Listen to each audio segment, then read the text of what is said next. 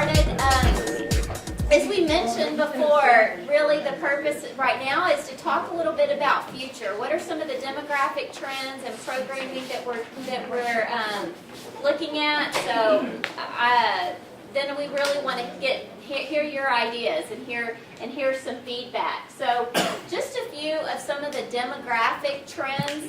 And you can hear what I'm saying even if you can't totally read all the charts. But Lewisville has had, you can see, a tremendous amount of growth over the years. We have continued to grow. Our region is growing tremendously.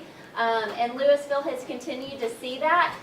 You see at about 2010, we're starting to flatten out from 2010 to 2012 where we are today. So that's one of the things that we want to talk about and want you to be thinking about is even though we have continued to grow, how can we continue to capture some of the growth that is headed this way? We know as a region it's growing tremendously, so how do we continue to capture that in Lewisville, within the city? Some of the other trends just in terms of the population and how much we're getting in Denton County. Again, we continue to see that grow. The age distribution, you can see that we have the darker blue is in 2000. The lighter blue is in 2010. So you can start to see that our 20-somethings, our 25 to 40-somethings are starting to decrease. But yet our senior population, our older population from 45 and then 65 are continuing to rise. So we're seeing an older demographic that's coming in. In terms of just racial distribution, we've got about 65,000 of Caucasian, about 11% of African American, and then other races, and you can see that that is starting to change. If you look at the trends coming, we're starting to see an increase in Hispanic population, which is a trend that we're seeing around the region. We're very consistent of what we're seeing around the region. In income distribution, the red is Lewisville and the blue is Texas, so you can start to see you've got an above average when you're looking at Texas in terms of income distribution in the 50 to 74,000. You're much higher, but then lower in some of the other income brackets. Educational attainment. One of the things that's a good thing in terms of the associate's degree, we're seeing a little bit higher trend that we're starting to increase a little bit. But then on the bachelor's degree, that is decreasing. We're not seeing as many people with their bachelor's degree than those that's a population trend that is decreasing. And then when you just look at single-person households, this is a very telling one. And Karen will talk a little bit more about this. Is just a single-person household is a third of your population. So think about that. You have a vast amount that aren't your typical families. They're not those married with children. You have a large number that is higher than usual in terms of single persons and households without children.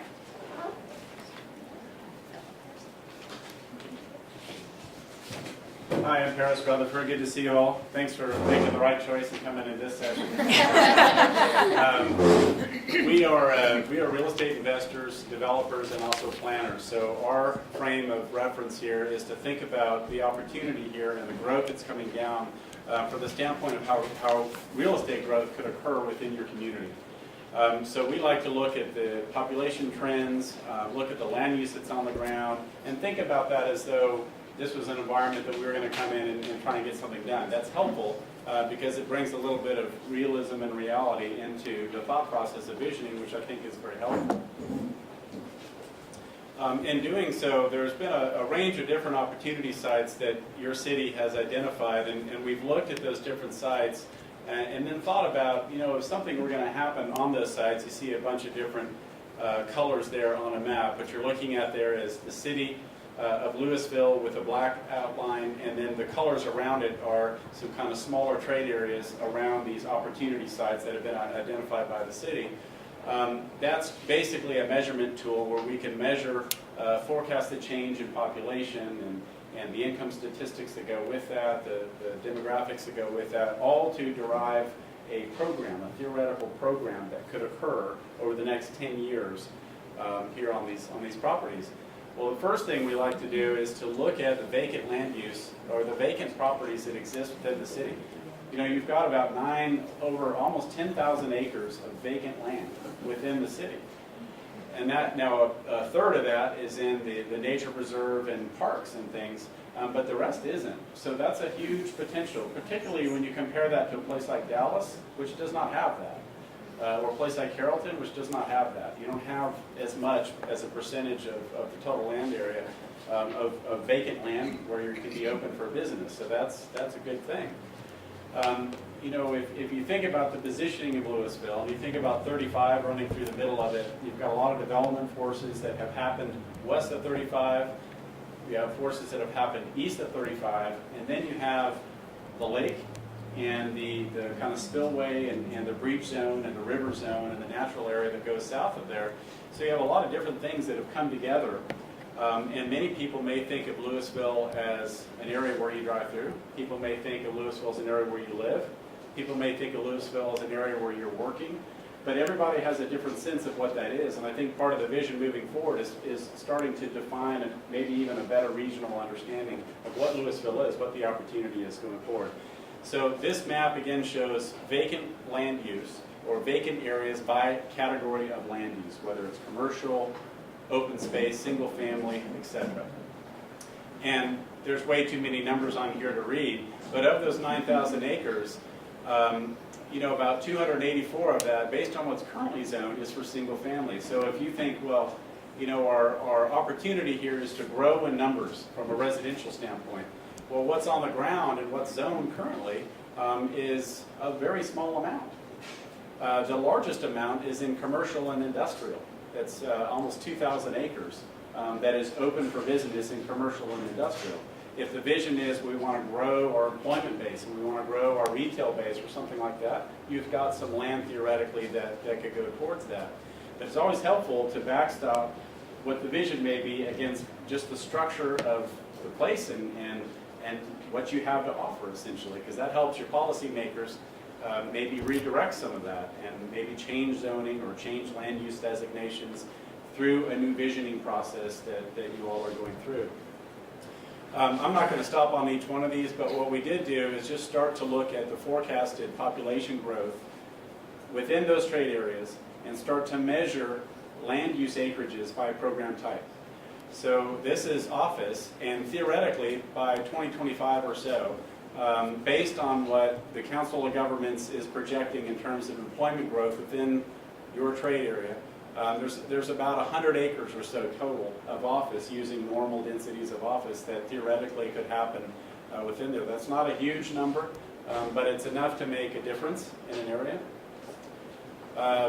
I think Jason can talk a little bit better than I can about retail. That's certainly a specialty. But when we measured it, at least, there's a lot of retail that's already on the ground in the mall and what's up and down 35. So there's not a lot of potential, actually. It almost looks like there's some areas that are almost overbuilt. What that says to me is there's potential for renovation, not necessarily new growth on new dirt. I mentioned single family before, but when you start looking at population growth and you look at the potential of what that might yield, there's theoretically about 1,000 units of single family, if we're keeping up with that growth that Wendy mentioned earlier, that could occur over the next 10 years or so. Obviously financing and market and all that has a lot to do with that. From an attached residential standpoint, primarily what we do is we'll work on mixed-use projects and attached residential projects. So we have a metric that we like to use that measures whether or not an area has positive attributes and factors in terms of income, cost of the property, alternatives that folks have to live in single family, for instance, versus a rental community. And the areas in red, for whatever reason, are showing up as more difficult. The areas in green are showing up as having more potential. And that says essentially that parts further out east, closer to the jobs in Legacy Park, for instance, there's more opportunity than there is in the Southwest. And when you measure that, it's about 5,000 units or so, theoretically, that growth would say historically could come into this broader area. Whether or not you want to capture that is a different story.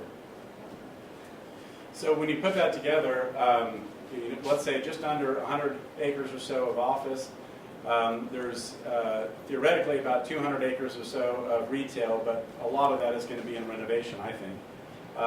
There's just under 10,000 units in a very large area that could be applied from a single-family standpoint, but specifically it's the numbers I talked before, and again about 5,000 units in multifamily. Well, when you compare that back to the zoning that you have, you'll note that you've got supply, for instance, on multifamily for many more units than there appears to be demand. You've got much less supply of single family than there appears to be demand. So I think it's helpful when you go through the visioning process to start to compare what you have on the ground versus where the market says you're headed.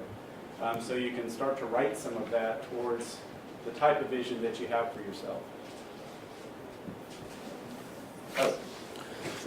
And apologize, I don't have a huge formal presentation, but the city engaged us late last year. Essentially, we have a unique firm, as Paris mentioned. We spend a lot of our time really underwriting and understanding the different retail drivers. So we take these ingredients and look at primarily where the residential growth is coming, who comprises the residential, where the trends are from a Hispanic standpoint or a fluency standpoint. And we spend a lot of time aggregating the value of each one of those wallets. And so we look at where the workforce is, what the distribution is, and what sort of input that might have on the commercial market or the retail market. We do the same thing with residential. We also spend a lot of time looking at the visitor economy, who's coming to Lewisville, what is their frequency, what is the value of that frequency. So, depending on if it's your parks or your cultural amenities. And the last, we look at really the commuter potential. I mean, if you think about Old Town and Main Street, there's a significant amount of commuter traffic that's cutting through from I-35 to Business 121.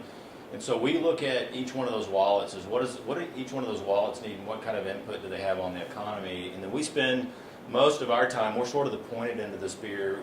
We generally will have 200 to 300 contacts per week with various brands and various retailers, sort of articulating the value of each one of these metrics to their business opportunity. And so we spend a lot of our time matching the physical realm and a lot of these plans that are getting done to very specific operators that match your ingredients. And so that as these plans get developed and these ideas get developed, we can activate them with very specific operators. And so as we stimulate operators that have an interest in Lewisville, and the rest of our time we really spend underwriting that opportunity, providing them additional level of data, working with the city, whether it be entitlements or getting approvals or incentives. And so right now we're currently engaged in redeveloping properties along the 1171 corridor, Old Town, and then we're just getting started with the TOD area and that 30-40 sphere that includes the mall, and trying to look at how to make the mall more relevant, what sort of needs are missing there, and then how to fill in the gap and activate even that TOD opportunity. So if it involves retail, I'd be more than happy to talk to you about specifically what's moving and what works and what doesn't work, and sort of how to navigate the demographic trends, and as you capture this workforce, how to create. Essentially, Lewisville is the tallest pygmy in the sea of sameness out there in the marketplace. And one of the great things that Jason brings to this is many times we'll be involved in a process where a community may come in and say, here's our vision. We want to have Highland Park Village right here. Right? Everybody likes that. Everybody would like that. But when there's a disconnect between that vision and what the market can actually deliver based on the demographics that are coming and the incomes, etc., you either wind up with a project that never goes forward, or worse yet, a project that gets built and fails. And that has a much bigger black eye on the vision than anything else. So applying that kind of rigor into a visioning process is very important. And what you've been hearing is some of the things that we're looking at in terms of what's the best fit for Lewisville, how do we match up the vision, the ideas that are desired with reality so that this is in fact a plan that gets carried out. Part of that has to do with Lewisville and what's happening around you as well. And so the map that you see here on the screen shows our 16-county North Texas region. And you can see Denton County up there. You can see the 235s coming together and so forth. Lewisville is fortunate to be in this region because our region is the 4th largest in the country, and it's the fastest growing of the big regions in the country. So we have a tremendous amount of growth and a tremendous amount of positive activity happening in the North Texas region. So part of what we want to think about and talk about with you tonight is how do we look at those changes, the things that are happening all around Lewisville, and how do we make the most of those for Lewisville? How do we make sure that Lewisville captures a good segment of what you want? How do we make sure that what you have here is different from what people have? Because everybody has a lot of choices. You see on that map 16 counties, there's probably 200 cities in there. So anybody who's going to move to this region has a lot of choices about where they want to live. And so part of our quest here for this plan is to make sure that Lewisville is the one they pick. So that's what we really want to try to be about. As we talked earlier, the regional trends are an important part of what's happening here, and I want to briefly share with you some of the information from the Vision North Texas project that Wendy mentioned earlier on. This is an effort to look at the growth that's coming to that entire 16-county region, and it's looking ahead over time all the way out to 2050. So it goes beyond the time frame we're looking at for this plan for Lewisville. But the bottom line is we're a big region now, and we are getting even bigger. When you look at the numbers that are up here for the whole region, we had a little over 5 million people in 2000. We will have 9.5 million people by 2030, not that much further than the time horizon we have for this project, and almost 12 million in 2050. So if you think about the line at the grocery store, or the traffic in the morning, or the number of people at the park when you want to go there, or any of those things, picture twice as many people. Okay, that's what our region is facing. And it's a similar story for jobs. We had about 3.2 million throughout the region. That's going to continue to keep pace as well and keep growing strong. We're very fortunate that we have a very good and strong and diverse economy in the region. And so that's a real strength for us. So as you think about these numbers, just doing the same old thing and saying we want it the way it was before, that's not really that's not likely to happen, number one. And so we get back to the idea of let's not worry about trying to stay the way we were. Let's think about how to make these things work for us to get the kind of Lewisville we want. So that's part of the idea, really, with the whole idea of North Texas 2050 is figuring out what does our region want and what do we want. And so this is partly some of the issues that we come up with and some of the other reasons why business as usual for stakeholders all over North Texas, why they thought business as usual was not good enough for what they want for the future. By 2030, if we keep doing what we've been doing on business as usual, which is a lot of those new people are living further and further and further and further out in lower and lower density and driving further and crowding up the roads even further, if we keep doing that, a third of the people, a third of the households will be outside the urban areas we have now. And you might think, well, that's good because they won't be crowding up my parks. But on the other hand, that means that there's not enough people to help keep things vital here, to keep things in our developed cities so they're thriving, so there are people working there, people taking enough of a tax base to handle maintenance and so forth. So that's not necessarily a trend that's a good thing for a community like Lewisville. We're losing agricultural land. We're doubling impervious surfaces, which has a lot of impact on things like stormwater, and it has an impact on things like a lot of our environmental concerns. Our region is targeted to spend $71 billion on transportation improvements, and I'll show you kind of the updated maps on those. But the traffic congestion gets worse. if we keep doing the same old, same old. So we don't think that that really is the right way to go. Furthermore, the water supplies and electricity production can't keep up with what we need if we keep doing the same thing and spreading everything out. So part of the region's idea, and this is captured in this document called North Texas 2050, is saying we want better than that, and we can do better than that. And so we've created a vision for the region, which I think plays off or is something to think about how Lewisville might want to be part of that, how some of these ideas might fit with this specific community. But basically the vision shortly says we're recognized worldwide as a region that sustains economic success and vitality because the region contains many distinctive and highly desirable communities. It supports innovative people and businesses, and it nurtures its varied natural assets. So when you think about diverse communities, diverse choices in communities, distinctive and highly desirable communities, if you think about innovative people and businesses, and you think about important natural assets, every one of those is something that Lewisville has, and every one of those is something that you could choose to build on as part of this plan. So as we think about where you want to head for Lewisville, these are some of the ideas that we think you might want to consider.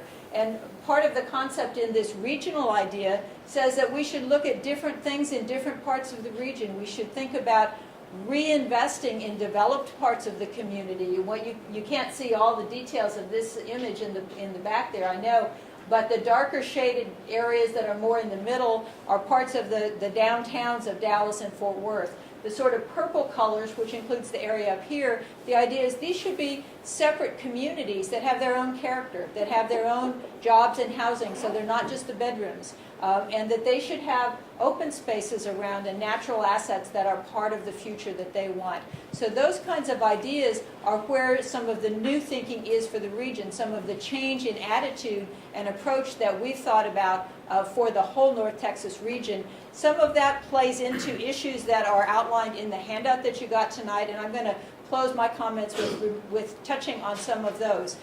Wendy mentioned the changes in the demographics. How do we make sure that Lewisville is a desirable community for families and also a desirable community for young adults and for the empty nesters, those of us baby boomers who are past the stage of raising our kids? How do we make sure that this community is desirable for those? Can't we do that? That's one of the questions. A second question is that natural assets. Increasingly, people care about being close to trails, close to parks. You have a tremendous asset in the lake. How do we take advantage of those assets as we think about Lewisville's future growth? You heard already about the opportunities for non-residential, for office, for retail, for businesses. How do we grow those things here? You're close to DFW, and we talk here about a region that's world-renowned. You're close to them as they're looking at some major growth in the activities and some major businesses. So could this be a bedroom that works in concept with the business growth that's happening around DFW? How are those things possibilities for you that will get to the bottom line of a community that is sustainable, that is thriving, that is a really attractive and appealing and desirable one for people at the point in 2025, hopefully not waiting until 2025, but how can we make sure that this is a community that you and your kids and your friends want to choose for living and working? Wendy, can I? So with that, I'm sorry, I was going to highlight one last thing because this relates back to our infrastructure. What you see on the map here shows the region's investments in transportation infrastructure, and one of the other ideas about choice that people are increasingly looking for is investment in, this shows freeways and tollways for the region, arterial roads, recognizing how important they are, looking at rail, the important connection that we have with rail and that part of our mobility system, and lastly, bicycle and pedestrian. Those are increasingly critical, especially in developed parts of the community, and especially as we think about the millennial generation of folks who, and really all of us, because we know from those things I told you before that we're going to be in gridlock if we all just keep driving our cars every single time we go somewhere. So with that, let me, Paris, you want to add something, and then Wendy, we'll go from that.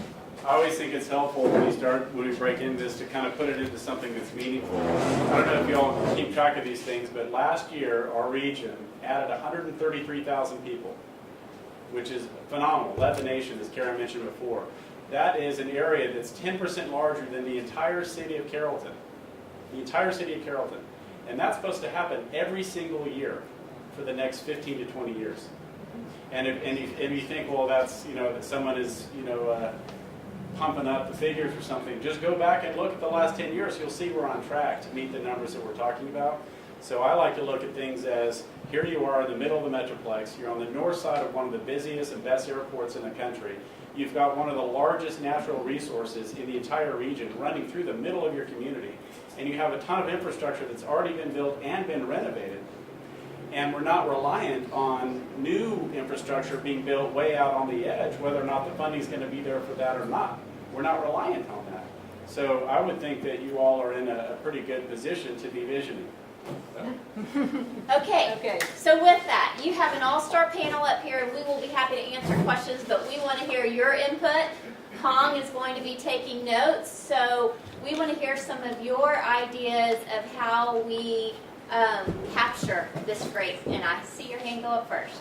I think you said that the city is having struggling building homes, finding places for single-family residences, and we seem to be over capacity on multifamily.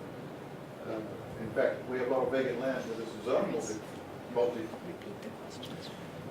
Sure. So We have a lot of land that's zoned multi-family, but it's not even being built. So, I think we need to change the blend. Right, so the comment is that from our comments earlier, there appeared to be a mismatch between demand of single family and the amount of vacant land you have available. The same thing's true, for instance, on multifamily and commercial, by the way. There's a lot more commercial land available than at least what we've been able to measure can fill up over the next 10 to 15 years or so. The first comment on single family, I would say that may be true, but there's also a lot of areas where you have existing single-family communities where some renovation of those areas could take place. It's not dissimilar if you think about when Lewisville developed and you compare it to other communities like Plano, for instance, or other places where you have good quality housing. It was built at a time that reflected people's preferences 20 years ago. It may not be people's preferences today. So if you have a young professional that's living in uptown Dallas right now, and they're about to get married or not, they're forming their households, their families, etc., and they're looking for the place they're going to move, invest, maybe open their businesses in. Where are they looking? And can you compete? Do you have a kind of housing product that may be more preferable today or over the next 15 years? Or do you have something that reflects maybe where their parents lived? Right? That's a real issue that needs to be thought through. It doesn't mean that the city and everybody in the room can go in and affect that kind of change, but visions can point a direction forward that speaks to that kind of an issue. So the first point is, let's look at what we think likely absorption by land use is and compare it to what we have on the ground. That's the first thing, is just a comparison. And then you can make a value statement or decision that says, oh, we think we have too much of one thing, it's not in line with our vision, and so forth and so on. So what are your thoughts on that? What are some of the residential ideas or characteristics that we have to build on what Paris was saying? Since we saw that our population seems to be aging, and it seems to be we have an older workforce, would it be ideal to market our community as towards that community to try to draw them here, rather than everybody's going after the 20-something, somebody's just getting out of college, they're going to move. Let's target to bring the community together of the 40s and as they age, not necessarily a retirement Sun City community, but a community for the mature adult. That's a good idea. I think that's a great idea. I think what you need to be careful, and you want to make sure you have a balance. You want the creative class, the young people that have more spending capacity. I think if you monitor that kind of aging, wealth, people are more into wealth preservation, and so I think that can definitely impact, retail expenditures, and so you really need a balance of, young families that are willing to spend money and buy retail goods and services to support the local economy, but certainly there's some value in having, all age ranges because there's different needs along that spectrum. Although one of the other points is that the young creative class folks and those the people who are older, the baby boomers basically, I think a lot of the research suggests that there are similarities in the kind of housing those two want. Mhm. They want housing that's more compact. They want housing where they can walk out the door and go to a restaurant, or where they can easily get to shopping or get to educational things or movies or what have you. And that speaks to a style of development that is, I think, an important one for you all to consider. That's different than what Paris was talking about the older parts of the older neighborhoods and some of those. So that's a question to see what you all think about. How is that an important component to the vision for the future? So Wendy, Okay. that's Yes.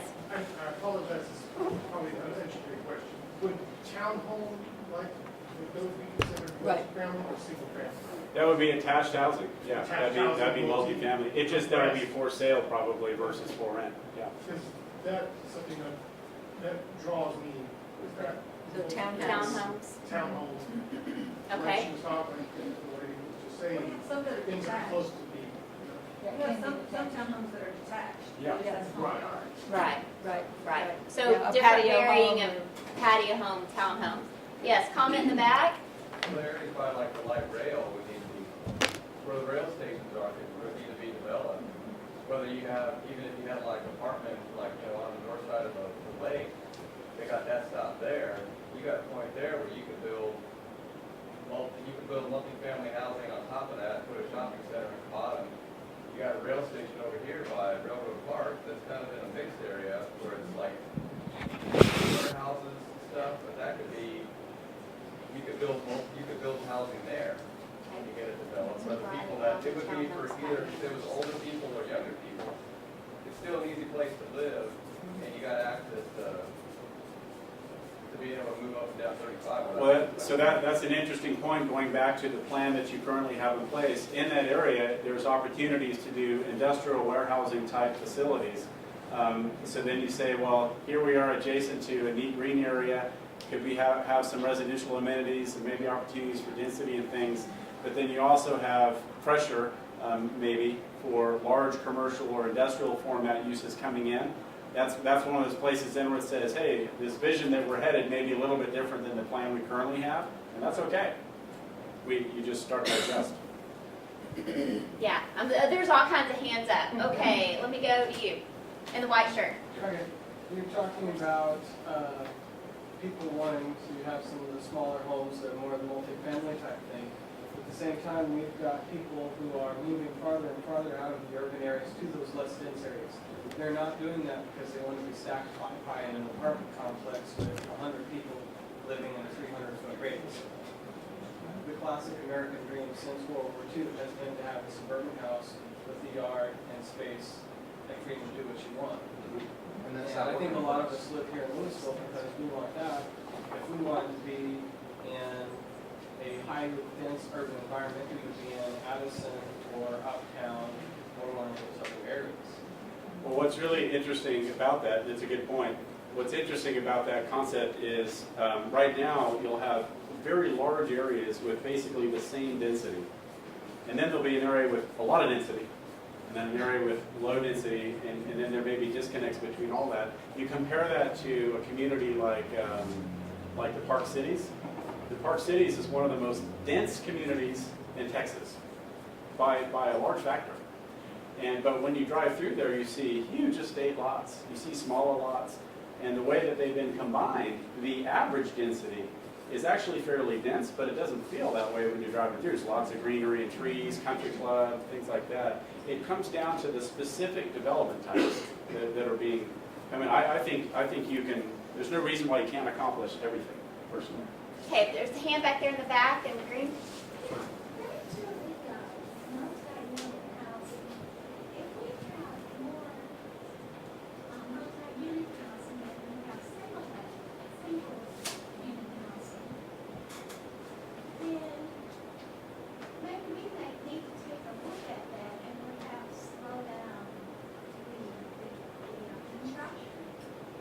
Contacting the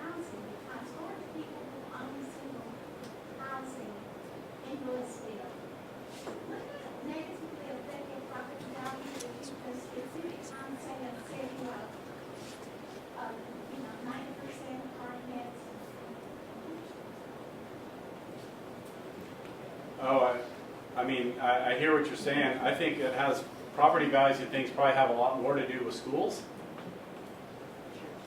But then the more apartments you have, the more people you have, the more schools you have to build, the more taxes will go up, because, you know, you have to construct those buildings, maintain them, get people, and so forth. So I still would think that would sort of discourage people from wanting to move to Lewisville. For a single home, maybe you could just move right next door to Farm Mound. So the question is, do we want to become the, apartment city of North Texas?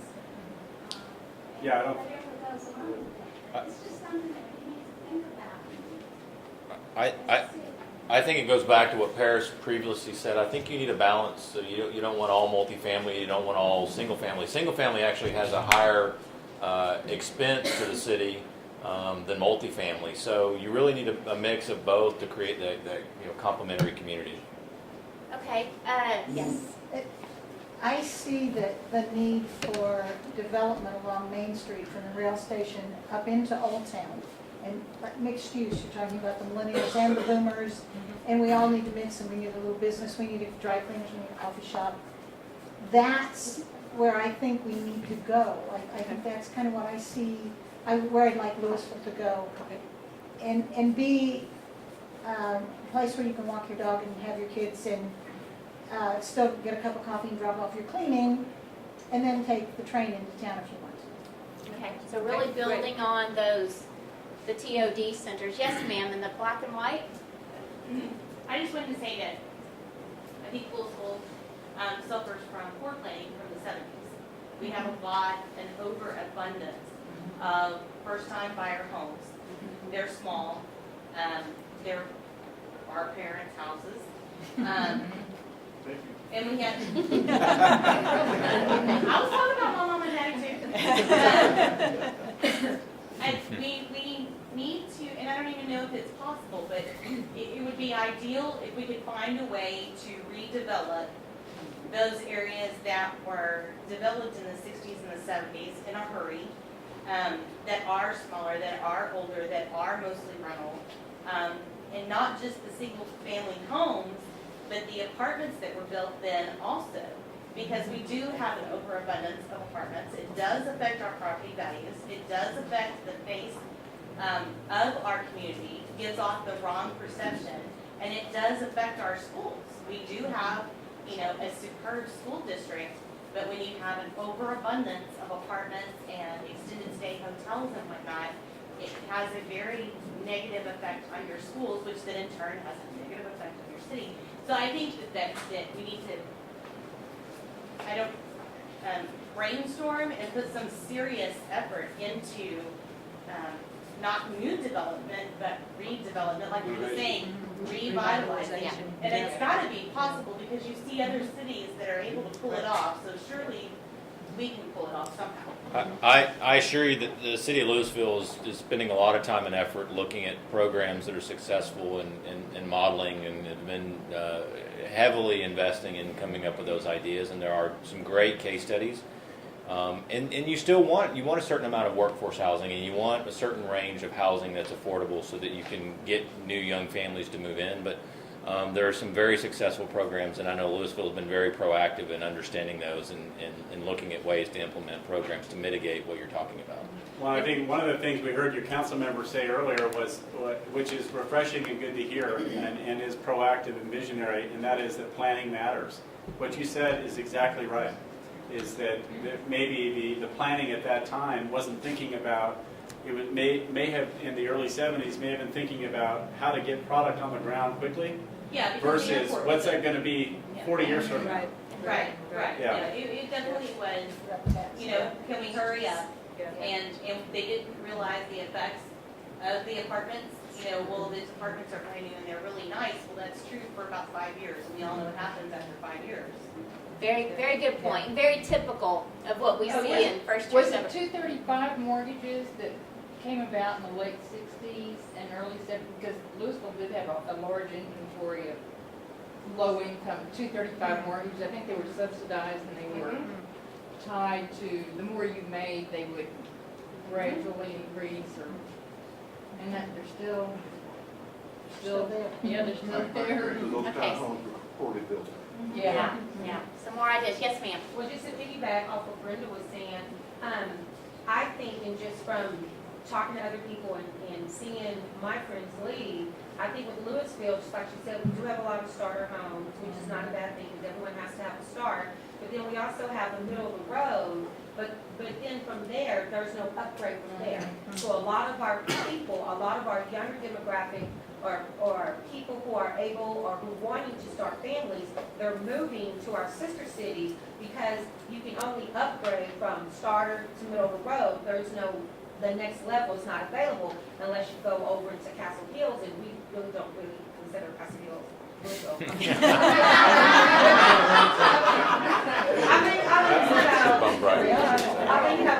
will be, but this to me is Lewisville proper here.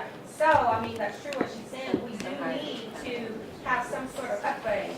I mean, where there is that abundance of acreage for multifamily, let's put some homes where you can upgrade from that middle of the road to a toll road home. Or, they're building right on the border, and, right on the border of Lewisville and Flower Mound, right there, but they're not crossing that border coming to Lewisville.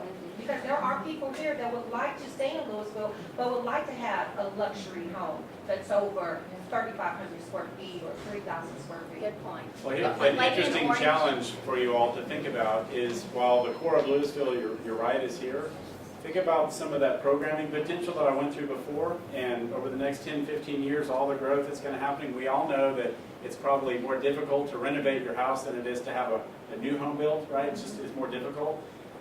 Most of that potential area is actually in parts east, out towards Castle Hills. That's where a lot of growth potential occurs, beyond the growth potential of just reinvestment within your current community. So one thing I wonder is, how do you bridge that gap and wind up on your 100th birthday having one whole Lewisville that feels like one whole Lewisville and it's not in disparate pieces?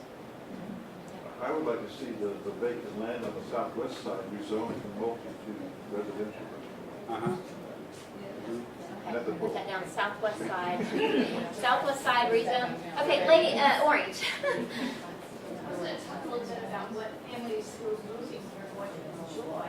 And what we have in Lewisville is kind of unique in that we have a mall that you don't have a lot of competition in this big mall around you, and yet you don't have that many attractive people that come to that mall. And I think it would be great as part of all the renovation, and you spoke about renovating what's in place, is to revitalize the mall so that we can get all this other infrastructure developed.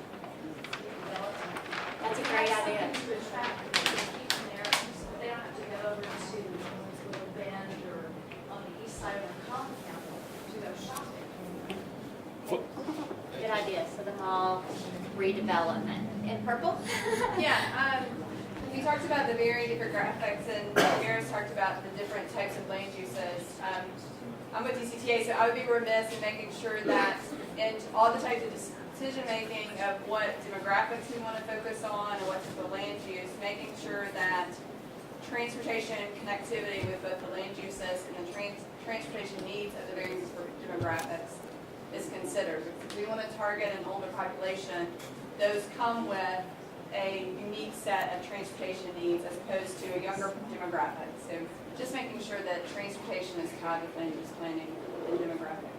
Okay. Okay, let me take one more comment, and I wish we could have y'all for like 2 hours because this is great dialogue. Yes, ma'am. Take two. Okay, first question me a comment. Our question in the graph is 33.5% single person households. We have a breakout now on apartments versus non-apartment. I don't think we don't I'm have sorry. that. Yeah, I don't think we do. We don't have that with us this evening, I'm sorry. My comment is one of the things that's sorely lacking in a city of over 100,000 people. Although we have ready access to reasonable access to post-secondary education, there is no post-secondary colleges, branches, or something. We really missed the boat when we left the community of Collin County community and our college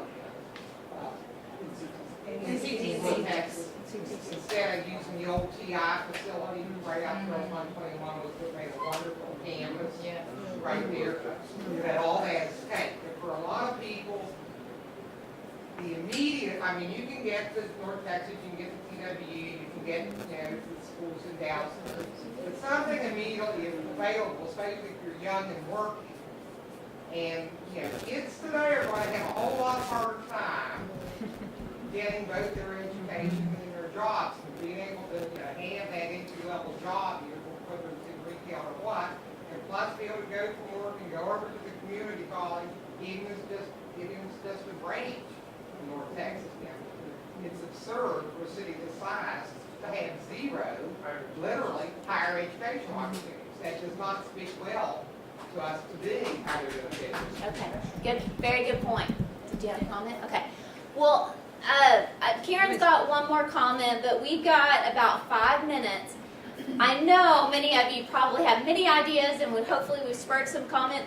There are comment cards out there. You can continue to write on every flip chart you see in this building. You can write all the comments that you want. So if you've got an idea and you don't have time to say it, please feel free, go grab a marker and write it up yourself, because we'll be taking all of these different ideas. Yeah, and I was just going to say that the ideas that we've started talking about tonight are exactly the kind of discussion that we wanted to hear and wanted to have this evening. And this is the start of this discussion, not the end of this discussion. So Wendy's right about the flip charts and the comment cards. But the other thing is that even before that, our very next step is that we're going to all go back to the large meeting room, and we're going to continue the kind of discussion we've been having, but we're going to merge it with what's been going on next door. So if you, I don't know if we've got any last burning comment for this room. Let me ask you if you wouldn't want to head back towards the big room, and when we get in there on the agenda we say big idea extravaganza. So I think you're all warmed up now for the extravaganza.